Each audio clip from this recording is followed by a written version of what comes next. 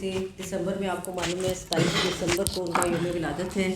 اور اس کی نسبت سے اہتمام کیا گیا انجمن اردو کی طرف سے۔ ڈاکٹر ظہیر عباس صاحب نے اس کا اہتمام کیا کہ آپ کے لیے ایک مجلس ترتیب دی جائے جس میں غالب پر سیر حاصل گفتگو ہو۔ تو ڈاکٹر تقی عابدی صاحب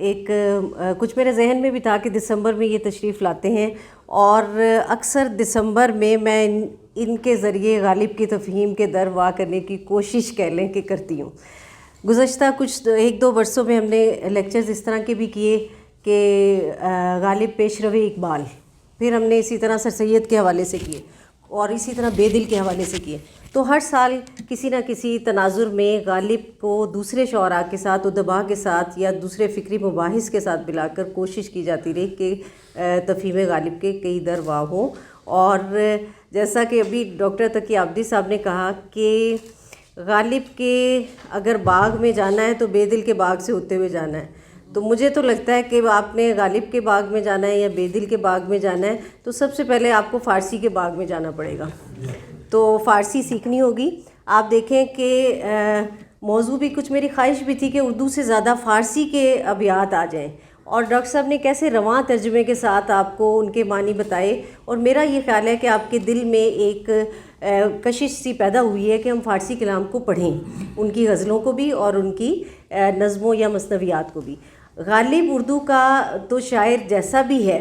جس میں آپ دیکھتے ہیں کہ حسن و عشق میں اس سے بڑا شاعر کوئی نہیں، رشک کا، انانیت کا اس سے بڑا شاعر کوئی نہیں، اور فنی اعتبار سے اور مابعد طبیعات میں بھی دیکھیں تو غالب ایک فلسفی کے حوالے سے بھی ہمیں دکھائی دیتے ہیں۔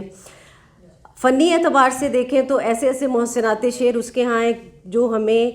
بعد میں اقبال کے ہاں اس وسعت سے دکھائی دیتے ہیں، لیکن اس سے پہلے ہمیں اس طرح دکھائی نہیں دیتے۔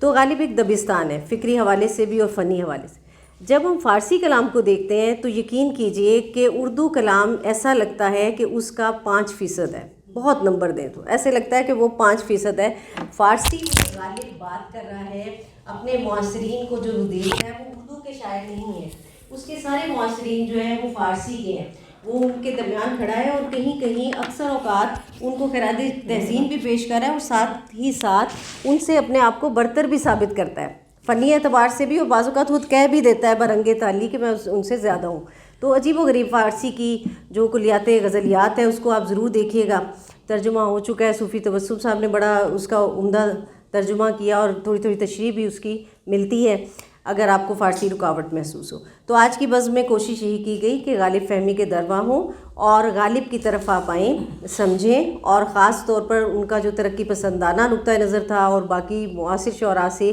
آگے بڑھ جانے کی جو ایک لگن تھی، زمانے سے آگے دیکھنا اور آفاقیت کو تلاش کرنا، اس تناظر میں آپ نے بھی غالب کا سر نو مطالعہ کرنا ہے۔ یہ وہ شاعر ہیں جو آپ کو جدید شاعری کی تفہیم میں بھی مدد دیتے ہیں، ان کو پڑھے بغیر آپ اقبال کو بھی نہیں پڑھ سکتے۔ علامہ صاحب نے بھی کہا کہ جہاں پرے مرغے تخیل کی رسائی نہیں ہوتی، وہاں غالب کا تخیل جو ہے وہ پہنچ جاتا ہے۔ تو یہ پھر آگے فیض کے ہاں بھی آپ دیکھیں تو ایک عجیب و غریب سا ایک نظام ہے کہ ایک بڑی فکر نے دوسری بڑی فکر کو جنم دیا، اور وہ فکر جب آگے بڑھی تو کئی اس سے چراغ جلتے چلے گئے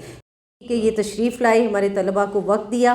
طالب علموں نے بھی بڑے انہماک سے سنا، اور وہ جو ایک تصور ہے ہمارے ذہنوں میں کہ طلباء بیٹھتے نہیں ہیں، یکسوئی نہیں ہے، بے چینی سی پائی جاتی ہے، وہ بھی میرا خیال ہے کہ ہماری کچھ مفروضہ باتیں بھی ہیں۔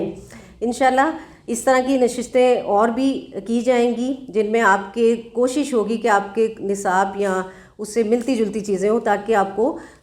تھوڑی سی معاونت ہو سکے۔ آپ دیکھتے ہیں نا کہ اب سیمسٹر میں کچھ عجلت ہو جاتی ہے بعض حوالوں سے، تو آپ محسوس کرتے ہیں کہ اس پر سیر حاصل گفتگو ہونی چاہیے۔ تو یہ ایک لیکچر ان کی صدارت ہماری کی انہوں نے اعجاز حسین صاحب نے۔ اعجاز صاحب کویت میں جیسا کہ ذکر ہوا، عجیب و غریب بات ہے کہ کچھ 4-5 سال سے میں میں جب ان کو ڈاکٹر کہتی ہوں تو یہ ہنسنے لگ جاتے ہیں، ہمیں عادت ہوگی ہوئی ہے کہ ہر بندہ ڈاکٹر ہو جاتا ہے۔ رانا اعجاز حسین صاحب اور تقی عابدی صاحب، ہم تینوں نے کووڈ کے زمانے میں خاص طور پر بہت عجیب و غریب قسم کی محفلیں سجانے کی کوشش کی۔ ہم نے ایک فرد کے بھی لیکچر رکھے اور اس کے ساتھ ہی ساتھ مکالمہ بھی رکھا، سوال و جواب کی نشستیں بھی رکھیں، اور بعض امکانات کے حوالے سے اور لائبریریوں کے حوالے سے باتیں کی۔ تو اس طرح جو ایک تاثر تھا کہ گفتگو کے چراغ بجھ جاتے ہیں اگر محفل برپا نہ ہو فزیکلی، تو وہ بھی غلط ثابت ہو گیا. بڑی خوبصورت یادیں ہیں، اور میرا خیال ہے کہ وقت اتنا نہیں ہے کہ میں اس طرف آؤں. اس ایک ہماری مثلث سی بن گئی تھی، اور پھر اس میں جب وہ شامل ہوئے ہمارے نعمان بخاری صاحب، تو اس میں اور رونق پیدا ہوگی، اور ہم نے بہت سے فکری حوالے سے پلیٹ فارم اوپن کیے. آپ کے لیے بہت سی دعائیں ہیں کہ آپ اسی طرح شوق کے ساتھ مختلف انجمن کے جو آپ کے لیے ایونٹس ترتیب دیے جاتے ہیں اس میں شریک ہوں. اور شکر گزاری کے الفاظ ہیں میرے دل میں آپ کے لیے، جو ہمارے معزز مہمان ہیں اساتذہ کرام کا شکریہ کہ وہ تشریف لائے. اور اس کے ساتھ ہی میرا خیال ہے کہ یہ بس مکمل ہوتی ہے. کتاب میں پیش کرنا چاہوں گی تاکہ عابدی صاحب کو غالب کے حوالے سے، اور یہ کتاب گنجینہ غالب بھی غالب کے فارسی کلام کے حوالے سے ہے. اردو کلام آپ کو اس میں